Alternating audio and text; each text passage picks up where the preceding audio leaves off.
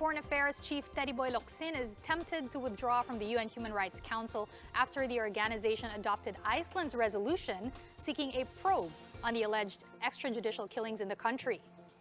The president also slammed Iceland for initiating the move, saying that the situation in the Nordic country is far different than that in the Philippines. Maricel Halili has the report. Following the approval of Iceland-led resolution to conduct an investigation into the country's human rights situation, Foreign Affairs Chief Teodoro Locsin has hinted at the country's possible withdrawal from the United Nations Human Rights Council. The country's top diplomat has said that the, quote, temptation to walk away from the UN body is strong, although the country, he says, would still work with the UN body. President Duterte, meanwhile, wasn't able to keep his cool. He called Iceland a fool for misunderstanding the situation in the Philippines. During the 28th anniversary celebration of the Bureau of Jail Management and Penology, the president spoke up about the resolution that was adopted by the UNHRC that's set to investigate the supposed EJ case. President Duterte said the circumstances between Iceland and the Philippines are different. Iceland, ano ang problema ng Iceland? Ice lang. That's your problem. You have too much ice and there is no clear day or night there. Parang alas 4 ng hapon ang araw pati gabi.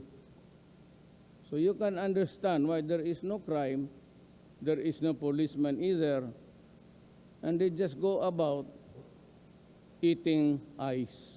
Duterte points out that Iceland has no need for police to patrol as much because there's hardly any crime there.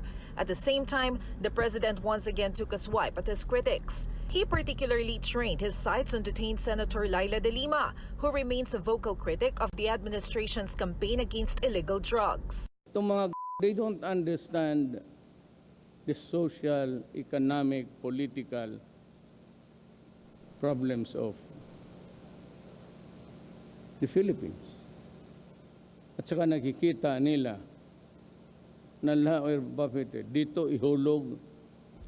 If you look at the map of the Philippines, Locsin, meanwhile, insisted that the resolution is highly questionable because it hasn't been fully adopted by member countries. He also noted the irony that some Western countries who had a history of some of the world's massive human rights atrocities are now leading the charge in persecuting developing countries allegedly for the same crime. Senate President Tito Soto also shares the same sentiment, saying the UN and other Western countries have no business with lecturing the Philippines on moral standards since they have committed, quote, hundreds and thousands of human rights violations with their policies on abortion.